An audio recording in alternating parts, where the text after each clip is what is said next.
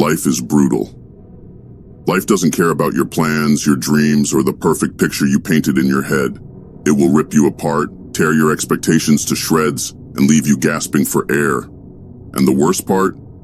You don't get to control most of it. You don't get to decide when the storm comes, how hard it hits, or what it takes from you. You only get to decide one thing, whether you break or whether you rise. Too many people waste their lives mourning what they cannot change. They drown in regret, in bitterness, in anger over things that were never in their hands to begin with. They cry over people who left, over mistakes that can't be undone, over circumstances they had no power to prevent. But here's the truth. Crying over what's beyond your control is like standing in the rain and blaming the clouds. The storm doesn't care. The past doesn't care. The world keeps moving, and if you stay stuck, if you refuse to let go, you will be crushed under the weight of your own sorrow. Pain is inevitable. Suffering is optional. Do you hear me? Suffering is optional.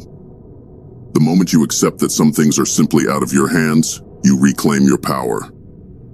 You stop wasting your energy on what could have been, on what should have been, and you start focusing on what is, on what's left, on what you can still build, still fight for, still become. Because as long as you are breathing, you are not done. You are not finished. You are not defeated, unless you decide to be. You don't get to control who betrays you, who breaks your heart, who disappoints you. You don't get to control whether life knocks you down, but you do get to control whether you stay down. Whether you let the pain define you or whether you use it as fuel. Because here's the thing, every broken piece of you can become a weapon, or it can become dead weight. You either sharpen yourself through the suffering, or you let it drag you under. The world is full of people who never moved on. People who are still trapped in their past, haunted by their failures, their losses, their pain. People who are nothing but echoes of their former selves because they never learned to let go. And that is the greatest tragedy. Not that they were hurt, not that they suffered, but that they let the suffering consume them. That they let their wounds define them instead of using them to grow stronger. But that won't be you. You won't be one of them. Because you will take that pain and you will use it.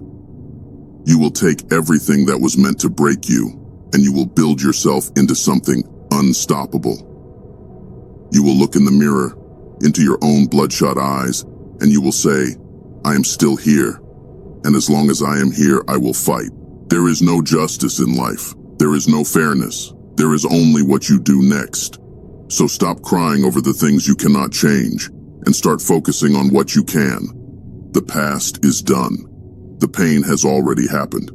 The only question that matters is, what are you going to do now? And if you're still breathing, then the answer is simple. You fight, you rise, you move forward, because there is no other way. The world doesn't owe you closure. It doesn't owe you an apology. It doesn't care how much you hurt, how unfair things seem, or how much you wish things had turned out differently. Life is a storm, ruthless and unpredictable, and the moment you start believing you're entitled to comfort, you've already lost. You think the world is going to wait for you to heal? You think life is going to pause just because you're hurting? Number, it keeps moving. It keeps pushing forward, and so should you. Most people don't get this. They sit in the wreckage of their past, clutching broken memories like they mean something. They drown in what-ifs and should-haves, convincing themselves that their suffering is unique, that their pain is special. But pain is not special. Pain is universal. Everyone suffers. Everyone loses. Everyone gets their heart torn out, their dreams shattered, their faith tested. But only a few, a rare, relentless few, choose to rise anyway. And that is the difference between the broken and the unstoppable. The weak let pain become their identity. They let it define them, rule them, own them. But the strong, the ones who refuse to be swallowed by the darkness, they don't just survive their pain, they use it. They sharpen themselves against it, mold themselves in the fire, and become something greater. You want to be one of them? Then stop running from the fire. Embrace it. The pain, let it fuel you. The betrayal, let it teach you the loss. Let it remind you of what you still have left to fight for. Because the second you stop wishing things were different, the second you stop crying over what you cannot change, you become dangerous, and you need to be dangerous. Because this world will break you if you let it. So stop mourning what's lost. Stop waiting for closure that will never come. Closure isn't given, it's taken. You don't get it by waiting for an apology, by wishing things had turned out differently. You get it by looking in the mirror and deciding, I will not let this own me. You don't have time to grieve what's gone. You have time for one thing, building what's next, because that's all that's left. That's all that ever mattered. And if you're still breathing, if you're still here, then there's only one path forward. You fight, you rise, you move, because that's what survivors do, that's what warriors do. Wake up. Life is a war, and you are either a warrior or a victim. And the only difference between the two? The warrior uses their pain. The victim lets it destroy them. Look around. The weak ones, the ones who crumble, they are the ones who spend their lives stuck in the past. Wishing things had turned out differently. Blaming their circumstances, their parents, their exes, their bad luck, anything but themselves. They cry over what's beyond their control while the world moves on without them. And then there are the strong, the ones who take every ounce of pain, every heartbreak, every betrayal, every failure, and they forge themselves into something new, something ruthless, something unstoppable. Which one are you? Because I'll tell you right now, you don't get to be both. You don't get to sit around drowning in self-pity, waiting for someone to save you, and still call yourself strong. You don't get to cry about how unfair life is and expect respect. You either fight or you surrender. You either take control of what's left or you let it bury you. You think you're suffering? Good. Use it. Let it remind you that you are still alive, that you still have a choice, that you can still turn this around. Every scar on your soul, every tear you've shed, it is proof that you have survived, that life has thrown its worst at you, and yet, here you are, still breathing, still standing, maybe battered, maybe broken, but not finished. So what's the excuse? What's stopping you from taking that pain and turning it into power? What's stopping you from proving to yourself and the world that you are bigger than what tried to break you? The truth? Nothing.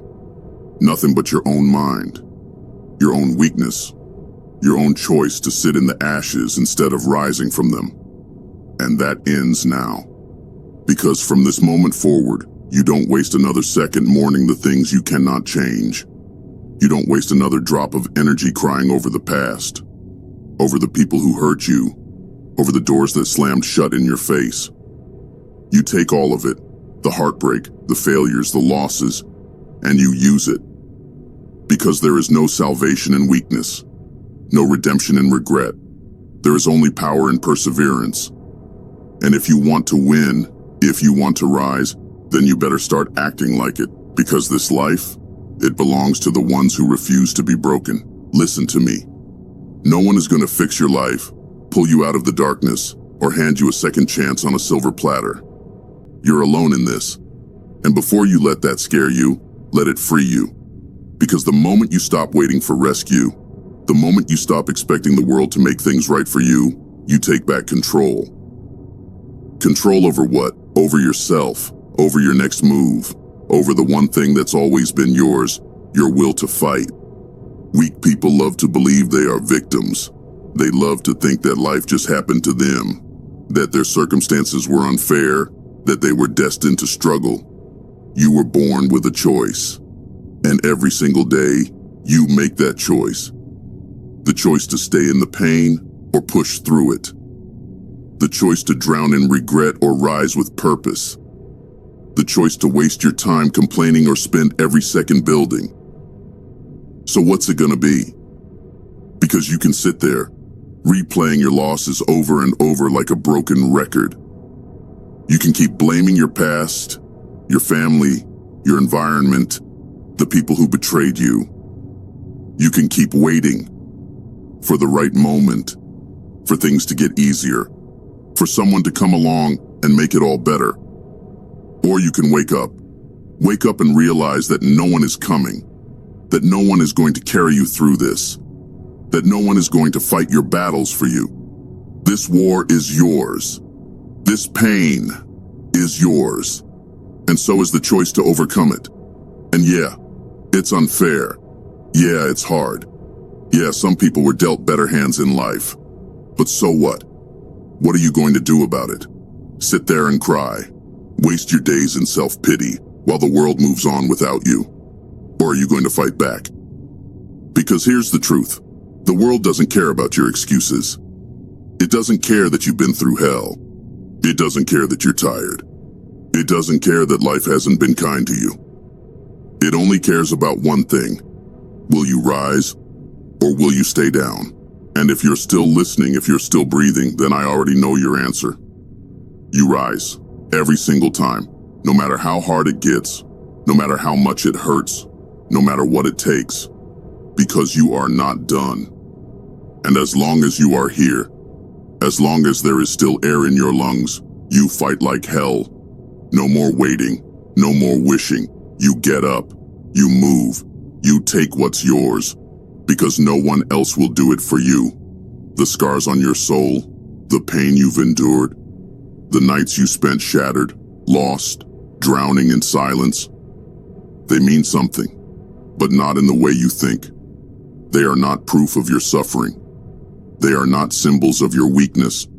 They are evidence. Evidence that you've survived things most people wouldn't. Evidence that you have stood in the fire, been broken by it, and still walked away. Maybe burned, maybe wounded, but not defeated. And now, you have two choices.